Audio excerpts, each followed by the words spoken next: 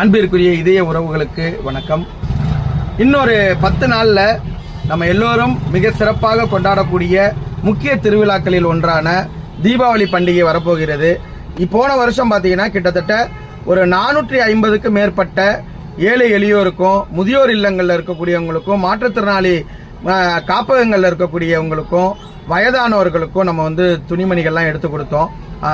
வேஷ்டி சட்டை எடுத்து கொடுத்தோம், புடவை எடுத்து கொடுத்தோம், போர்வை, நைட்டி இப்படிலாம் எடுத்து கொடுத்தோம். இந்த ஆண்டும் நம்மளுடைய தீபாவளி பண்டிகை நம்ம குடும்பத்தில் இருக்கக்கூடிய உறவுகள்லாம் எவ்வளோ சந்தோஷமாக கொண்டாடுவாங்களோ அதே போல் ஏழை எளியோரும் சாலை ஓரங்களில் இருக்கக்கூடியவங்களுக்கும், ஆதரவற்ற இல்லங்களில் இருக்கக்கூடிய பெரியோர்களுக்கும் நம்ம ஆடைகள் எடுத்து கொடுத்து, அவர்களுக்கு இனிப்பு எடுத்து கொடுத்து, அதே போல மேலும் ஒரு மெருகூட்டு விதமா கும்பகோணத்துக்கு வியாபாரிகள் எங்க இருந்தெல்லாம் வராங்க. அந்த வியாபாரிகளுக்கு தீபாவளி அன்னைக்கு சாப்பாடு இருக்க மாட்டேங்குது.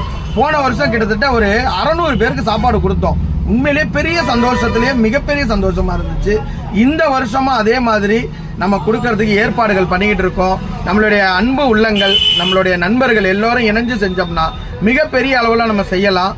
அதற்காகத்தான் இந்த காணொலியை உங்கள் முன்பு வைக்கிறேன்.